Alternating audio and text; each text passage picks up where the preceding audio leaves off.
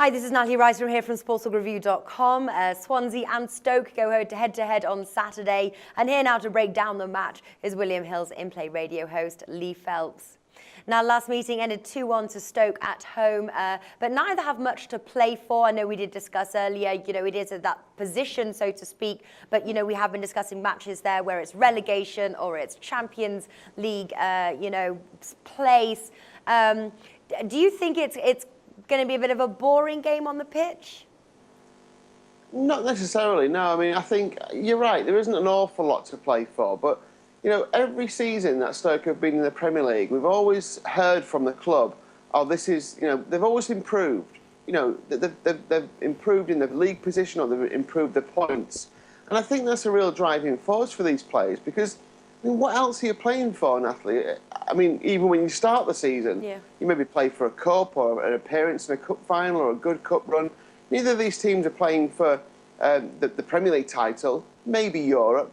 But, if you're not trying to finish as high as you can, what are you trying to do? And you mentioned earlier on, we spoke about it on the Overs/Unders show, £1 million for every place you finish higher up the table. Now, I know that doesn't sound an awful lot in the grand scheme of things in the football world, but if you split £1 million between a squad full of footballers, however they divide it, you'd rather have that, wouldn't you? Obviously, you'd rather have that money than not have it. It's still a good chunk of money. It's probably like a working man's wage, that one bonus for finishing a higher place.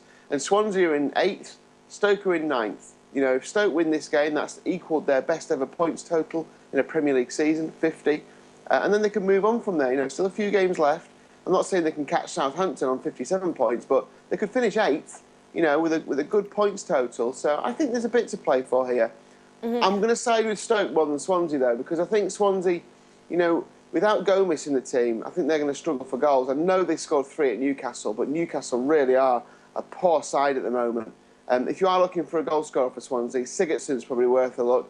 He's got as many goals as anyone for Swansea this season, not counting Boney, who left, of course. But I'm going to go for I'm going to go for a Stoke win here. I think they're just going to. I've wanted to be with Stoke for the second half of the season. Now, they haven't had it all their own way, admittedly, and their away form isn't fantastic. Drew at West Ham, lost to Chelsea, lost to West Brom, beat Villa, beat Leicester. It's not brilliant, but I just wonder if this might have a bit more on it than we're giving them credit for. So, yeah, just looking at the Stoke win again, maybe a little bit big. Creeping up around the 5-2 mark, 3.5, maybe a bit big for Stoke. Yeah, well, Stoke are the underdogs here. Swansea 2.3, draw 3.25, Stoke 3.5. Where do you stand on the over/under here? Because the under has a considerably lower odds, 1.66.